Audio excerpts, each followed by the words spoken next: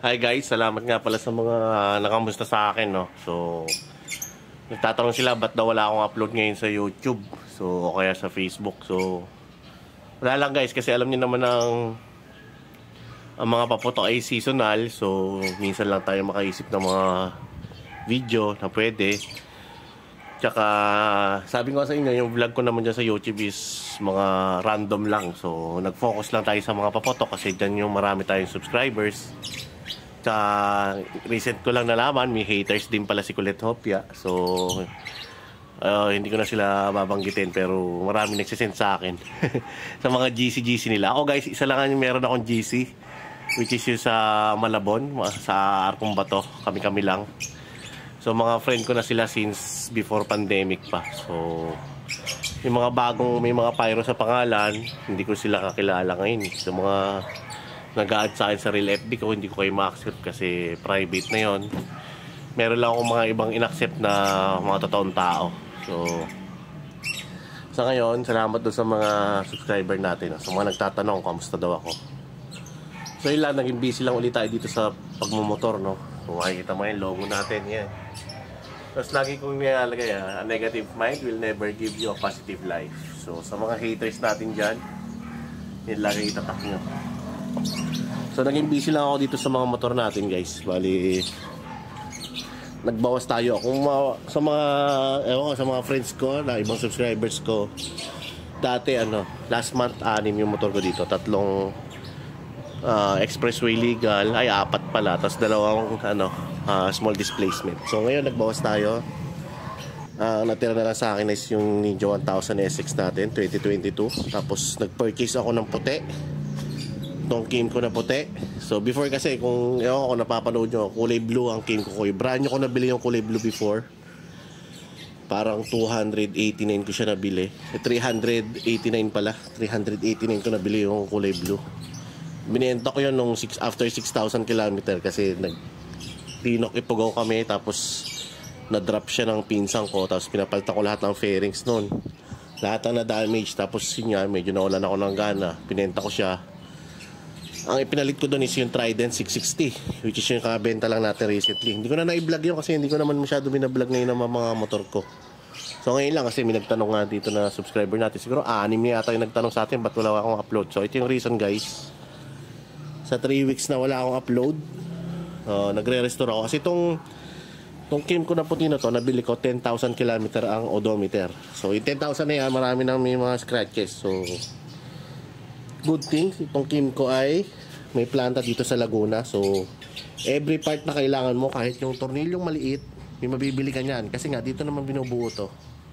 Tulad ng Kawasaki, tulad ng Honda, may mga planta yan dito. So, ang project ko dito, pinalta ko lahat ng kaha, yan. Makita mo sobrang kinis. Tapos, nagpa-powder coat ako. Itong mags naging kulay blue. Tapos yung fender, nagkamali ako ng order kasi silver yung na-order ko. Matte white pala yung kailangan nga pala. Nalimutan ko. So, under order pa yan, no? So, binaklas ko siya. Kasi kala ko may kakabit ko na yung bagong dating, which is ni-return ko. Ayan. Tapos itong Ninja 1000 SX natin, 2022. Ayan. Naka-Orion pipe. Siguro sa pipe nito umabot lang ng mga 14,000. Medyo mura to guys kasi yung sa Trident 660 ko, yung pipe nun is yung Zard. Yung Zard exhaust nasa 92,000 ngayon current price. Pero nabili natin yung dati 78,000 Zard exhaust. Ayan. Kaya yung Trident 660 na yan, binenta ko separate yung exhaust tsaka yung motor para medyo mataas value. Nabenta ko yung pipe ng 55,000. Tapos ito, Odo check tayo, Odo. Ito, 2022 model. Magtatatlong taon na to sa June. So, ang Odo niya ngayon is 3,999. Ayan. Sobrang baba. Pero narating na to guys, ang Baguio, ng Ipugaw. Yun. Yung malaking mileage na yun, ay yung mileage ng almost 4,000 na yan, sa malayo ko agad siya dinala. Tapos the rest dito na lang. Kasi ito, Kim ko, wala siyang emblem kasi bago yan. Odo nito ngayon, alam ko nasa 12,000 eh. Yan, 12,300. So, nagamit ko sa kanya is nasa ano na 2,300. Meron yung RFID, North and South. Parehas yan. Tapos yung maliit natin, ayan. So, tayo dito. Actually, malaki pa tong garahe namin, guys. Dito kami nagsisindi.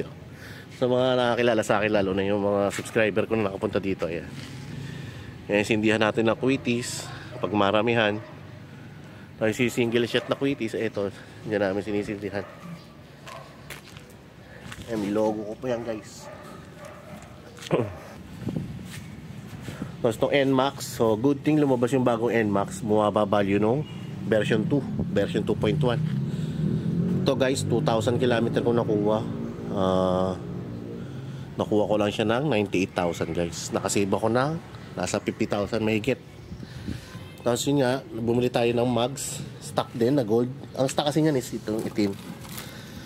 So naganap tayo ng nagpalit agad, no. Good thing nakakita tayo. Isang pares na harap likod gold. Alam ko stock yan ng ano yung kulay silver na NMAX. Yan.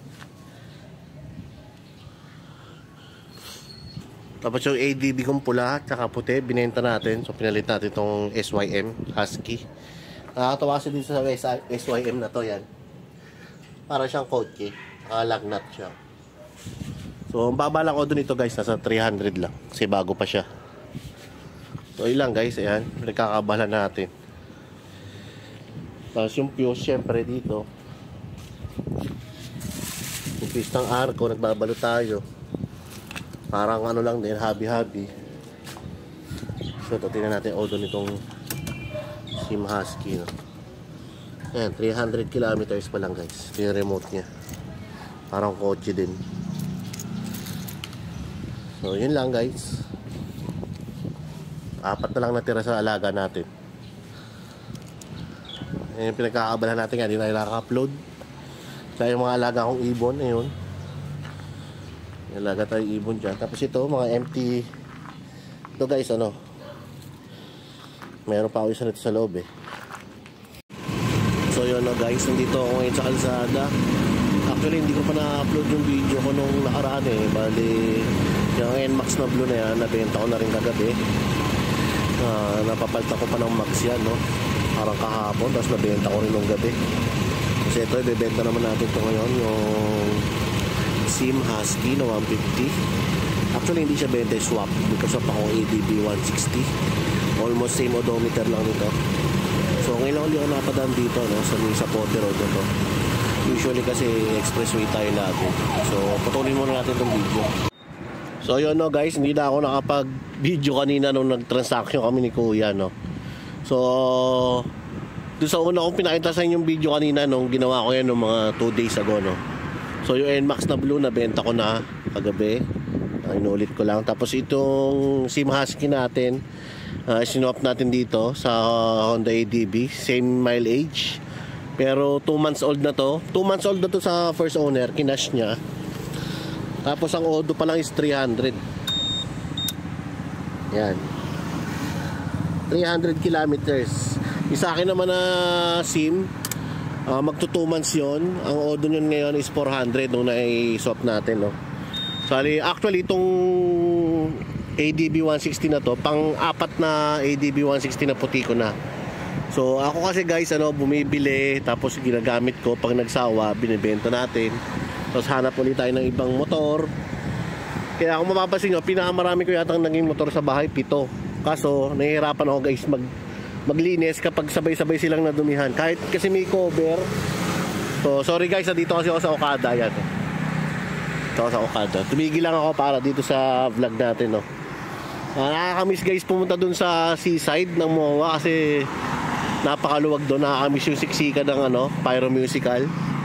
So ito yung ADB 160 na gagamitin uli natin, no? So at least parang literal na brand new, guys, kasi 300 kilometers lang. Parang biniyahe mo lang ng Baguio. Binili mo sa Maynila tapos nag-Baguio ka. So yun pa lang natakbo niya. So yung plate, nintay natin. Tapos yung mga papers nito kompleto, ORCR, ID ni sir, original, guys, na papel. Syempre yung ORCR original yon. Ano, virgin na virgin, guys. So sa mga nagtatanong ko ano yung pinagkakabalahan ko kapag hindi ako nag-upload, ganito po guys.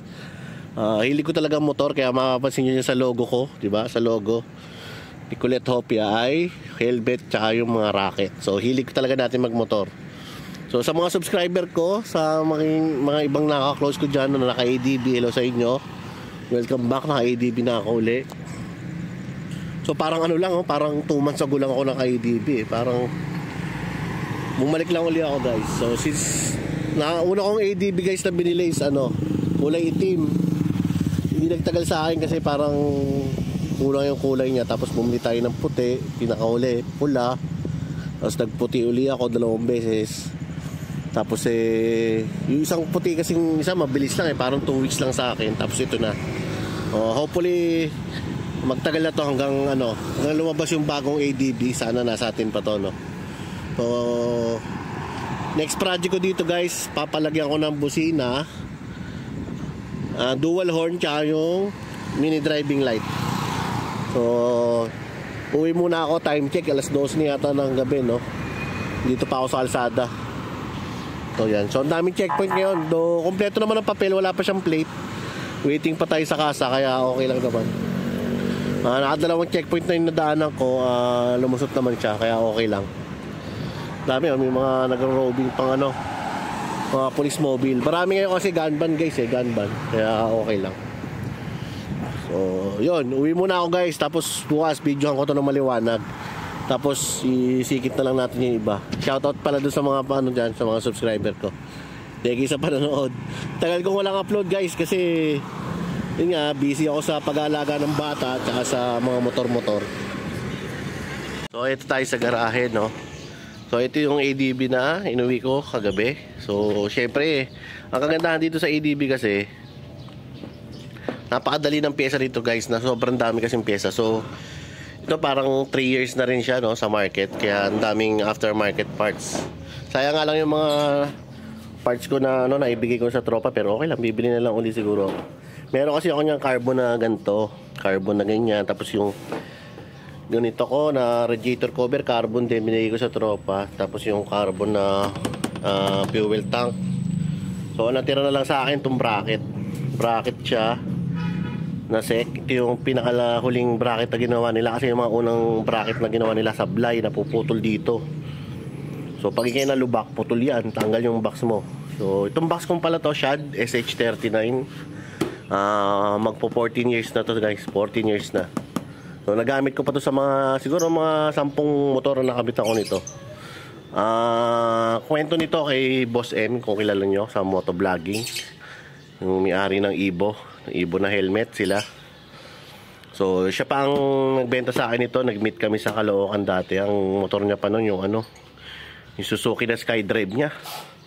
Sabi ko sa kanya, ba't ayaw mo mag-upgrade ng motor? Ang liit ng Skydrive kung ipang-de-deliver. Sabi niya, boss, nag-iipon pa ako.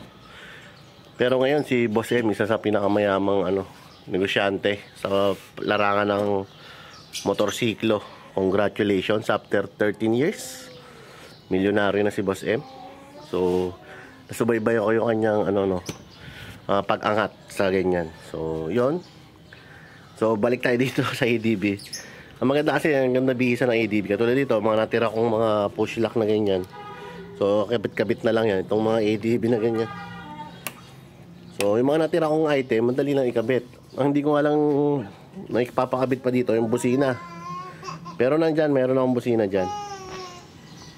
Tapos ito, usually tinatanggal ko to before bumili pa ako ng aftermarket na windshield. Kaya meron pa akong isang extra hanggang dito sa bahay. So ito tapos basta ito, ADB 160 yung pang everyday na pangharabas. Tapos itong itinira ko. Kaya medyo hindi ako nakapag-upload guys ng mga video nitong nakaraan. Busy ako sa motor talaga. Nagbenta tayo ng ibang unit, tapos nag-restore ako nito. Ito yung pang expressway natin ngayon. So pina-powder coat ko pa to sa Caloocan. Ay hindi, sa QC. Sa QC pala, malapit doon sa circle. So pina-powder coat natin kasi type na type ko talaga yung X-Max na blue yung blue yung mags. Ayan. So ito under pa basta nire-restore ko pa ng medyo ayos pa to. Kasi parang walang garahe yung first owner nito, no. Medyo kumupas yung mga pas.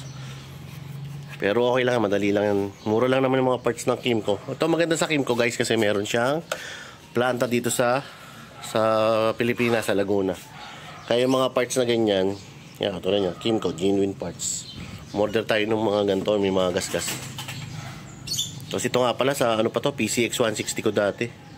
Pero pasok yan sa ano, sa ADB. Sa Kimco kasi ito, nagpalit ako tulad nito.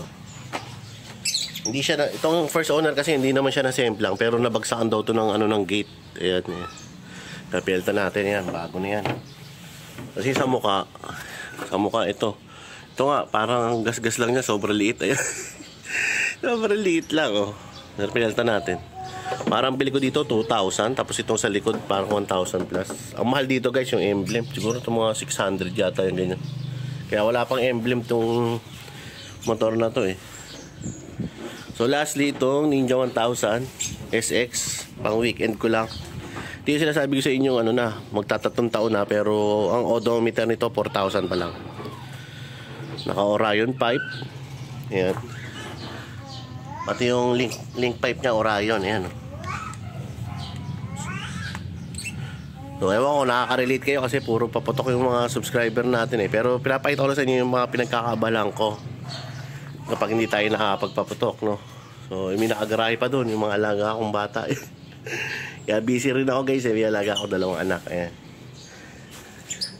Hindi ko sila sinasali sa vlog. So, ayan. So, yun nga, lagi ko sinasabi, dream big. At, ayan, negative mind will never give you a positive life. Let's hope, yeah. Ito guys, no, hindi ko pa na-upload yung mga video, nagpalala mo ba ako guys? From Pangasinan po to guys. Kasa sa Pangasinan. Sniper 155R. May ABS. Brand new to guys. So, binayaran ko siya through bank. Tapos yung mga requirements, sinabit ko. Tapos ito, dineliver dito. Binababa ngayon.